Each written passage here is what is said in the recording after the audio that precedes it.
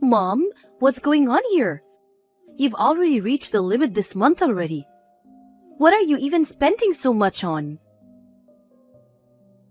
What limit are you talking about here? Seriously, Sophie, you never explain what you mean properly. Tell me, what do you want to say in a way I can't understand what you're talking about? I'm talking about the credit card spending limit. That should be obvious. Why did you spend so much this month? Oh, is that really what you meant? You could have just said that straight away. There was just a little something that I needed to buy, so I used the card. And what is that little something? Does it really matter? Why do you care? It's my choice what I spend money on, isn't it? Why do I need to go out of my way to tell you every little thing I buy and why I bought it?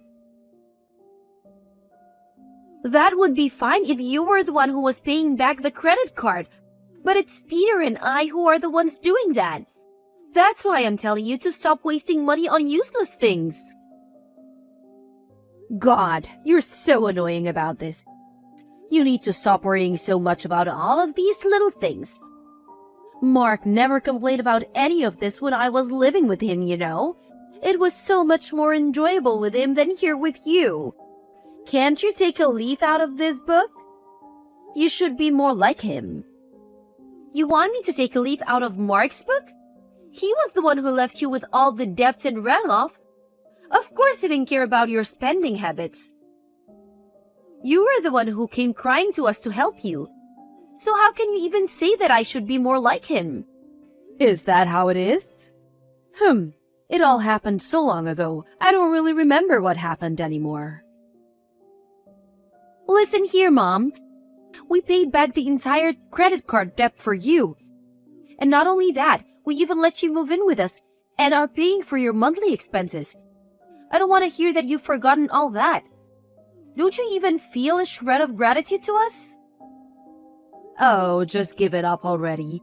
Why do you even have to keep bringing that up again and again? That happened a long time ago, so you need to put it to rest. And you always do this, you know. One small thing happens and then you start blaming everyone. I'm telling you this because I'm worried about you too, you know. We've helped you out a bunch in the past, haven't we? Can't you at least try to understand where we're coming from? Oh yeah, thank you so much. I'm so glad that I have a daughter who complains to me every day about every tiny thing I do. I couldn't be happier, thanks to you and all your help. I get to live a miserable life every day. Lucky me. I'm really so grateful to you for all of it.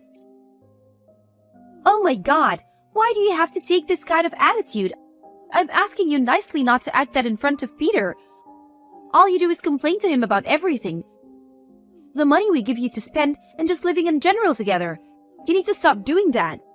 Ah, here we go again. I'm the bad guy and you need to tell me off. Living with Mark really was so much better than with you.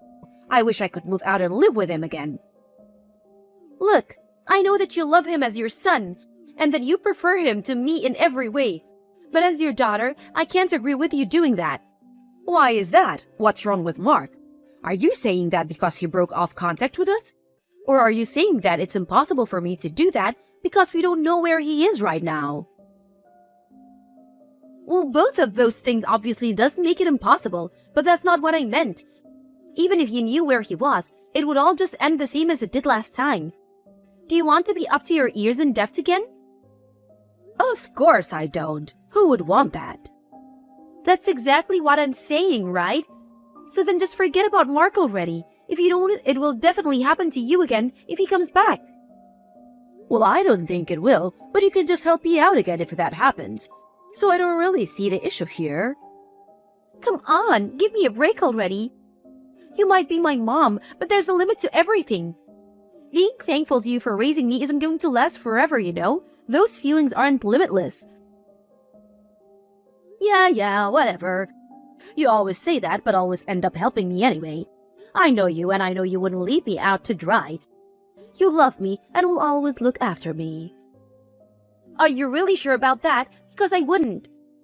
But enough talk about that anyway.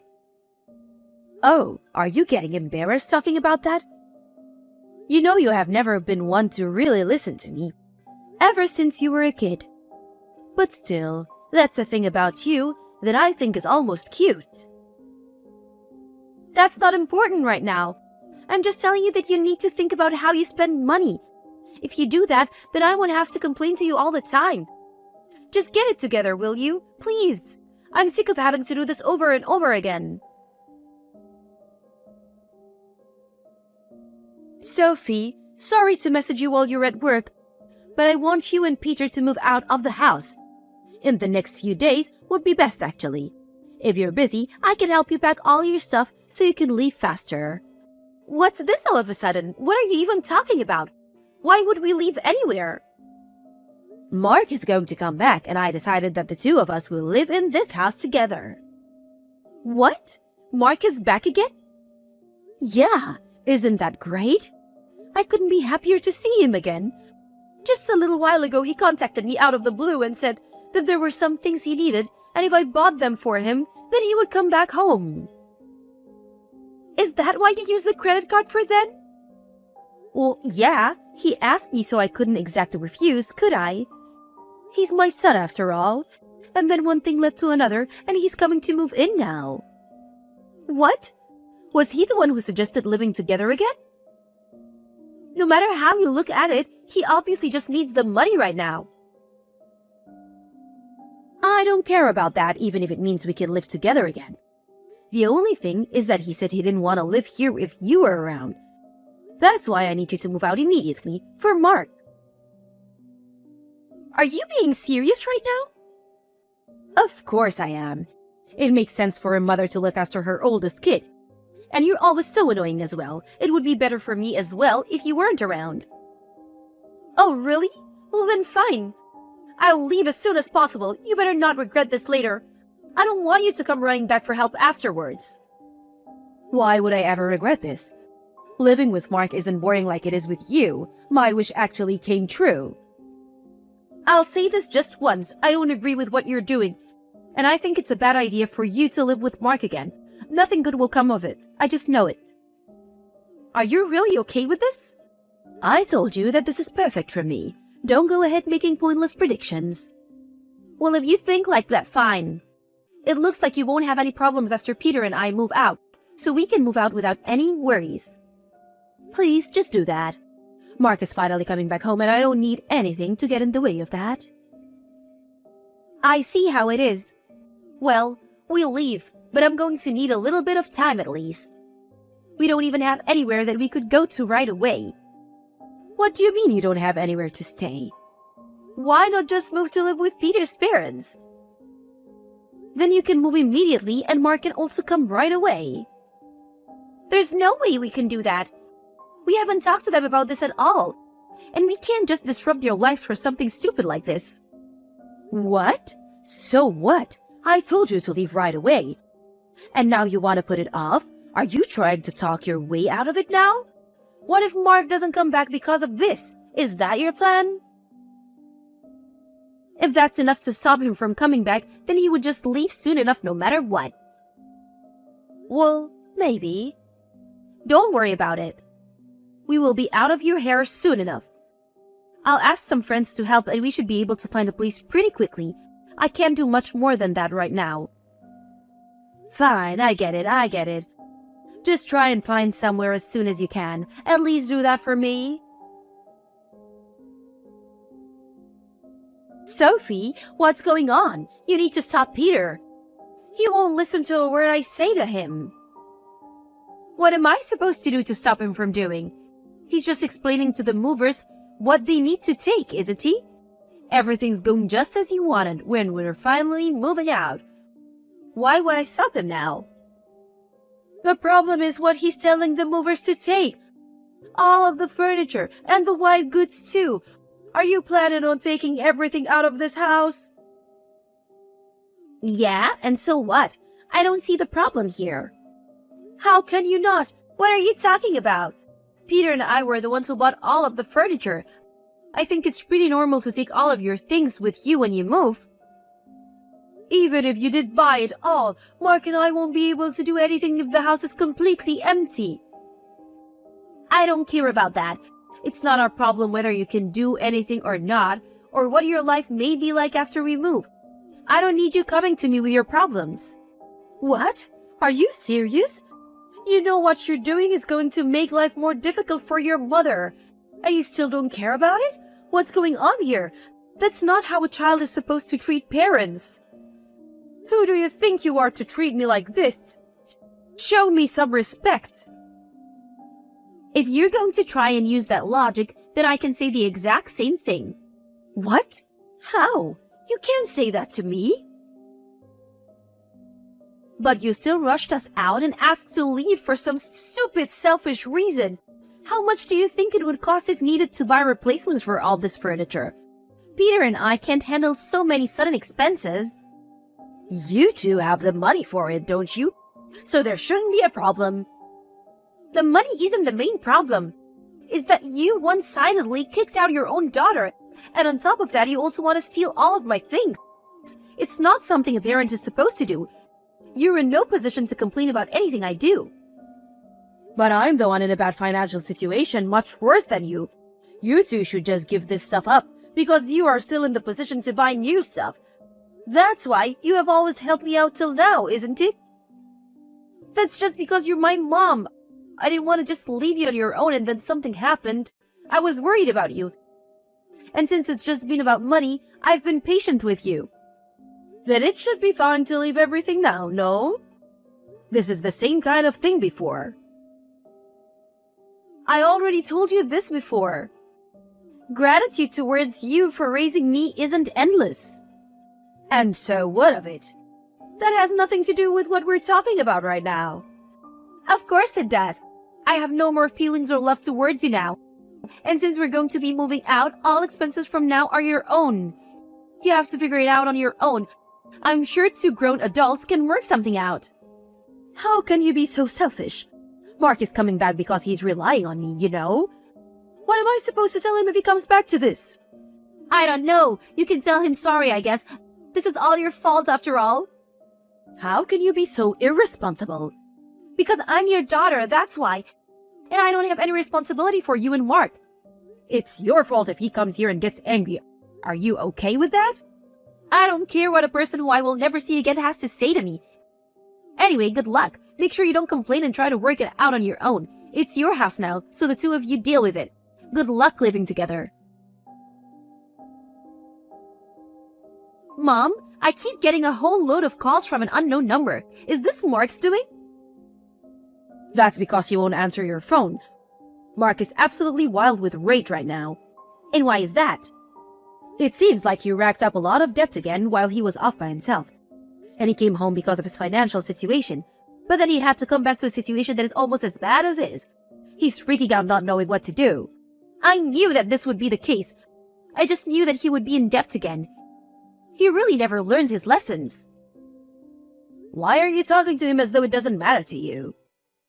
It's all your fault for taking everything from the house when you left. You're the one who needs to learn your lesson. I already explained to you that we didn't do anything wrong, didn't I? All we did was take the things that we had bought ourselves.